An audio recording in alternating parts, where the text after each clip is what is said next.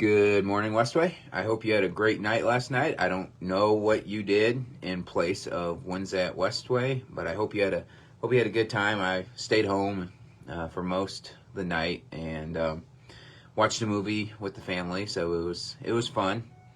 This morning, I would like to read Matthew 9:37 through 38.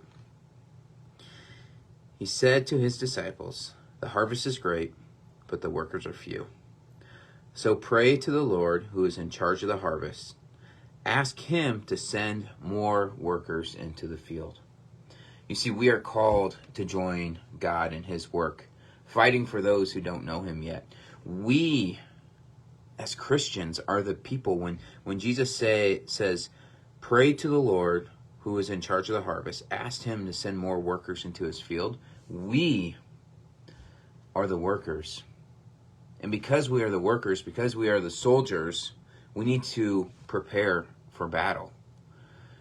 One of my favorite subjects, or my favorite subject, is history. And my favorite time period really is early America, pre-Revolutionary War, through the Oregon Trail, cowboys, Wild West. And I was thinking about different battles, and the Battle of Trenton came to my mind, and of the Revolutionary War, and George Washington had to get his men ready, sharpening their tools, gathering supplies, making sure that all the plans were ready. They had the weaponry, and on Christmas night, they hop into the boat and they go across the Delaware River. We all know that famous painting of George Washington standing at the front, and people are going across the icy river, and they were able to defeat the Hessians in that battle. They were taken off guard, and that really helped turn the tide of the Revolutionary War. But it all began with preparation. And so my question for you is, this battle that God has invited us to join him in, how are you preparing? Preparing looks like being in the Word, knowing what God's Word says. Preparing is praying, being in communication with God, seeking him, asking him.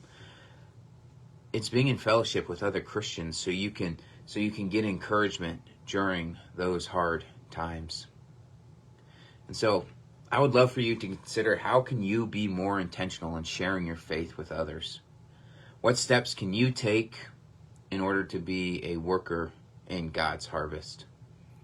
And I would love for you really to be praying for that person, someone in your life that doesn't know Christ. I think we all have someone in our lives that don't know who Christ is.